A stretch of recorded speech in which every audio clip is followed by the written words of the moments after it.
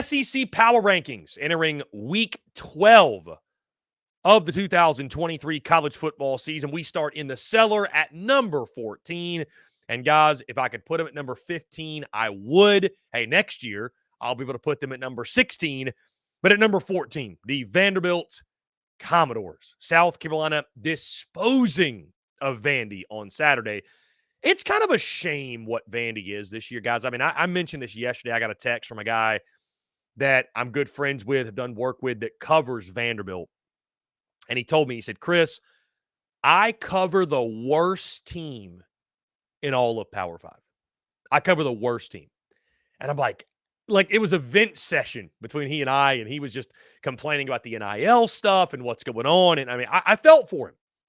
I felt kind of bad for him. And you look at the potential of Vandy being in Nashville and the school seems nice. And I mean, there's nothing that stops Vandy from being able to compete except Vandy themselves in a lot of ways. But that team this year is just not good. And I don't think many of us realize just how gutted they were last year from the transfer portal, losing some of their best players.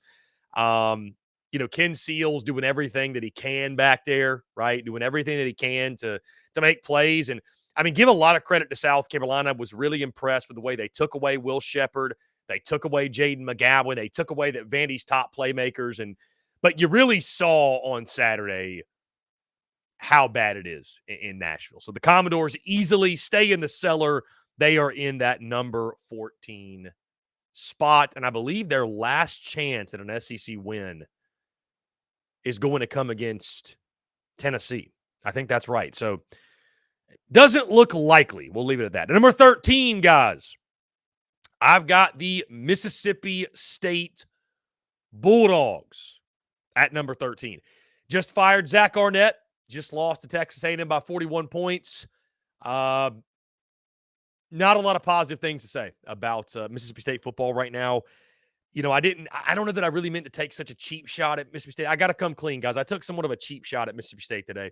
Big Game Boomer went on social media and said, what does Mississippi State need to do to win a national championship in football? And I quote tweeted or quote posted and said that they need to download the new NCAA football game that comes out next summer. And to be fair, listen, there's a couple schools in the SEC that we could say that about. You could maybe even say that about South Carolina. Either way, though, Mississippi State, it's obvious now.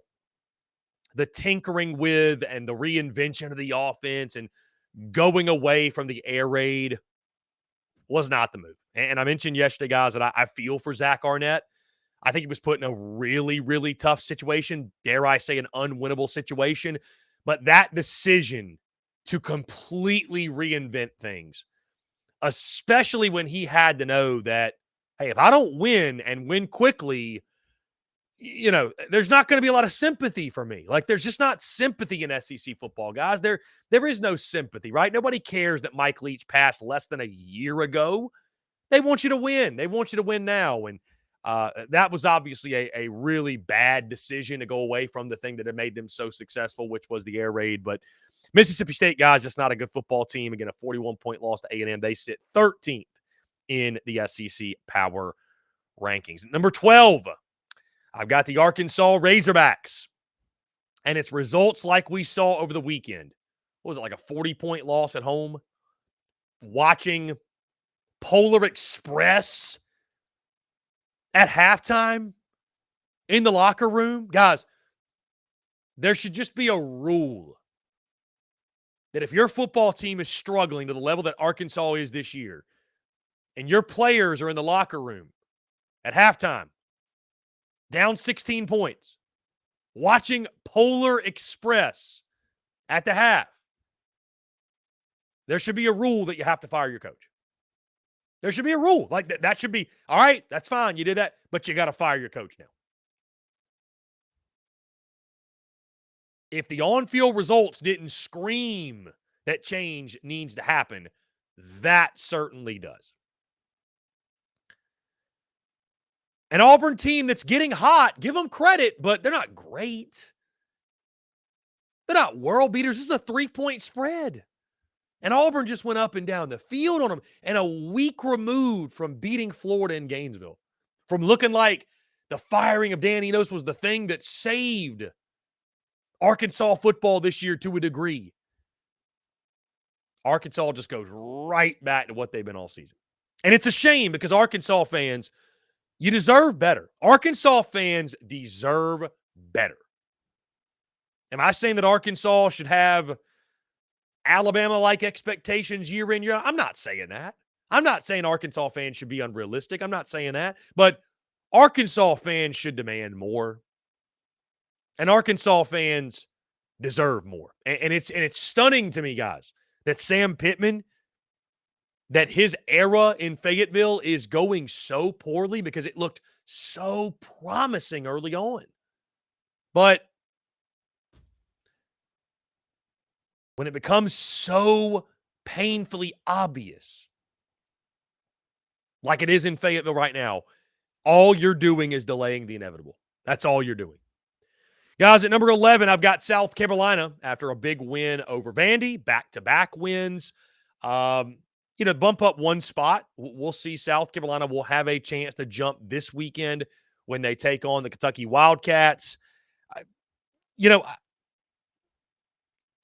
I'll say it again. The best thing that came from that game on Saturday for South Carolina was positive momentum and continuing to build positive momentum.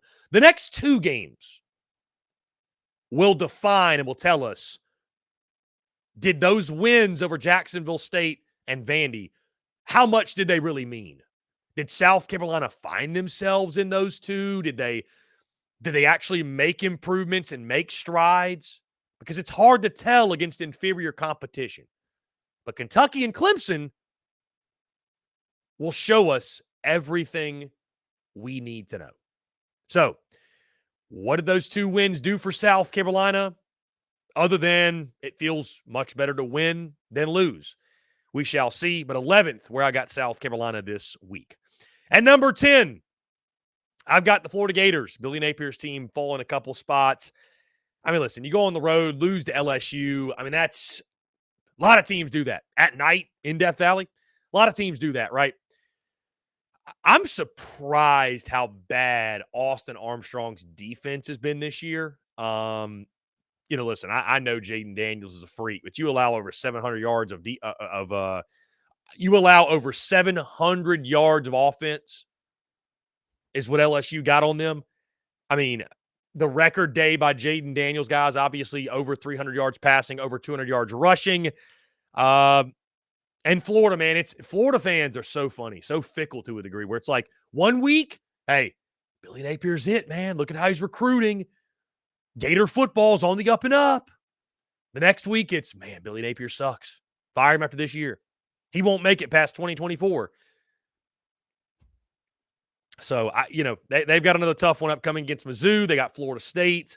Chris Doring told us yesterday he thinks Florida State, that game is more winnable than winning at Mizzou. So, we'll see if that's the case. But, the thing, too, guys, on a side note, as we talk about Florida, we've mentioned South Carolina, Arkansas State, and Vandy. We're really at the point now where, like, these rankings, they become so much clearer. Like, we know what these teams are. You know what I mean? Like, I know what Florida is, right? We know what South Carolina is. Now, they may finish well over the next 2 weeks. They may finish poorly. But, like, we know what these teams are. So, like, I was about to say, I look at Florida at 10. I'm like, Florida just is what they are. They're ahead of South Carolina because they beat them at Williams-Brice Stadium. That's the only reason. They are the lesser of two evils, if you will. They're not great. So, Florida just is what they are.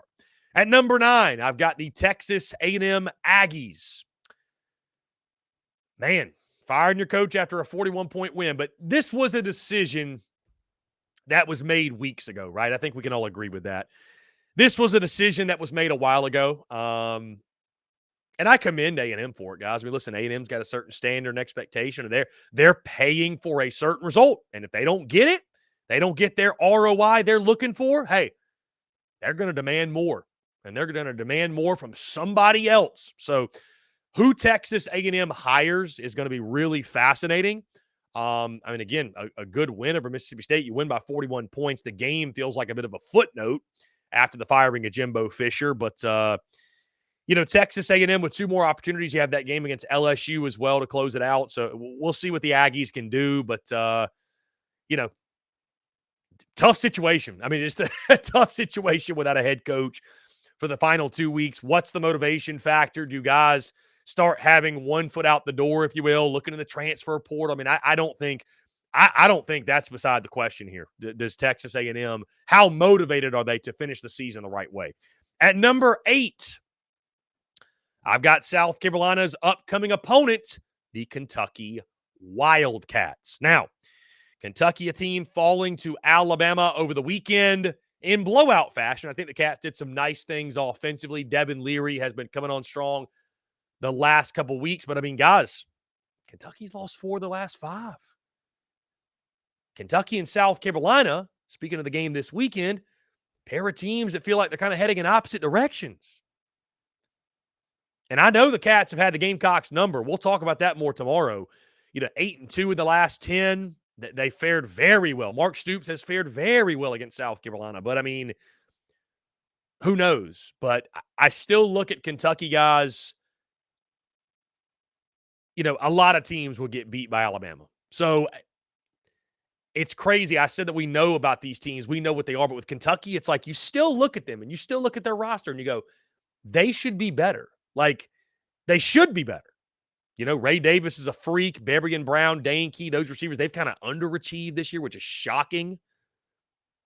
Defensively, they've been really physical up front, really good stopping the run, but 241 yards per game allowed in the pass, guys. Like, Spencer Rattler and company are going to have every opportunity to expose them. But I've still got Kentucky 8th right now.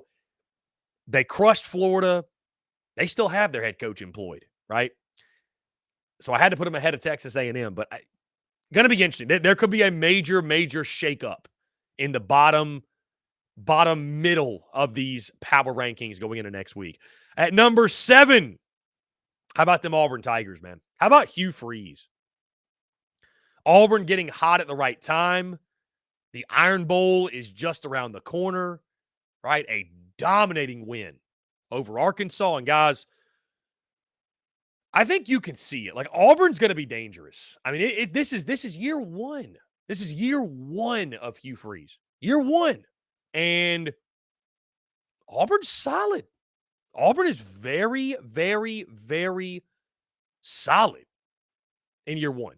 Wait till Hugh Freeze gets his quarterback. Wait till Hugh Freeze just has a couple recruiting classes. Not 4 or 5 years, just a couple. Another transfer portal cycle or 2. And he's got the resources. He's got the backing. He's going to be able to get the talent. As soon as he gets his quarterback, man, I know we're going away from divisions, but Auburn's going to be a contender. Auburn's going to be a contender. Number 6, I've got the Tennessee Volunteers. This might feel a little bit high based off the way that they got rocked. I could not put Auburn ahead of them.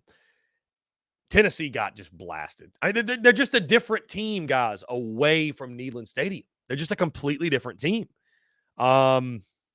It's crazy to watch, but there's not a lot to say about that game. Missouri just dominated them. They just thoroughly dominated them in every facet, both sides of the football. They were the more physical football team. They beat Tennessee at their own game, running the ball and stopping the run, and the Vols just had no answer. So, I picked Tennessee 9-3 over the summer. They're on pace to go 8-4, which I guess we should have known. That's kind of where they were always slated to finish, right? 8-4, 9-3, something like that. Unless something crazy happens and they beat Georgia this weekend and they go 9-3. I don't think that's going to happen. But either way, Tennessee still a top half of the league team, still one of the better teams in the SEC East, but who knew they would not be the second best team in the SEC East this year. Number 5, I got the Ole Miss Rebels. Ole Miss falling to Georgia, guys. I didn't penalize Ole Miss a lot because a lot of teams get crushed by Georgia. I love, though, the spin zone the one guy had on Locked on Ole Miss when he said that Georgia's played around with teams and fallen behind, and it's an honor for Georgia to be so locked in on you that they blow you out. They make it a point to blow you out. That's an honor. That shows how good Ole Miss is. I'm like, bro, what a spin zone. What a spin zone that is. Either way, I respect it. Ole Miss at number 5, guys. Still a really good team. Georgia's just elite. Georgia's elite. And as Lane Kiffin said after the game, you know, they've got tons of 5 stars, and Ole Miss has very few. And again, that's the uncomfortable thing nobody wants to say out loud, but it really just is about ball players, much less about ball plays. At number 4, I've got the Missouri Tigers, guys. We've said it so many times this year. Put some freaking respect on Missouri's name. Put some freaking respect on Eli Drinkwitz's name, who I think should be the coach of the year. Like, no doubt. Eli Drinkwitz should win coach of the year in the SEC. If he doesn't, throw it out. Throw the system out. Like, I understand Nick Saban's done a great coaching job. I know Kirby has done a great coaching job. I understand that. But nobody has surpassed expectations in the SEC like Eli Drinkwitz and Mizzou have, who have solidified themselves as the second best team in the SEC East and very well could win 10 games. Very well could win 10 games. I mean, who saw that coming? Eli Drinkwitz should be coach of the year in the SEC, and if he's not, throw the whole system away because it makes no sense. Makes no sense. At number 3, I've got the LSU Tigers. Same sentiment, different award. The Heisman Trophy. Guys, I don't care if he's on a 3-loss team. I don't care if he turns into being on a 4-loss team. Jaden Daniels should win the Heisman Trophy. Jaden Daniels should win the Heisman Trophy. That's it. You know, I thought maybe Carson Beck was a good ticket to hold. I thought maybe, you know, I don't know.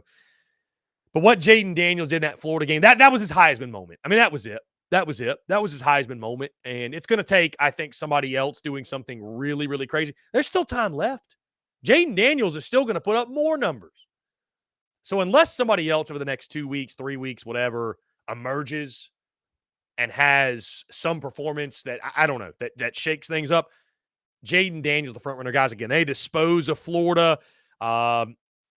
LSU, they were not the team that I thought they'd be in the sense of winning the SEC West. That's where I thought they would go, but Alabama just too much, but LSU still one of the best in the SEC. At number 2, I just mentioned them, the Alabama Crimson Tide. Should have known. I should have known better.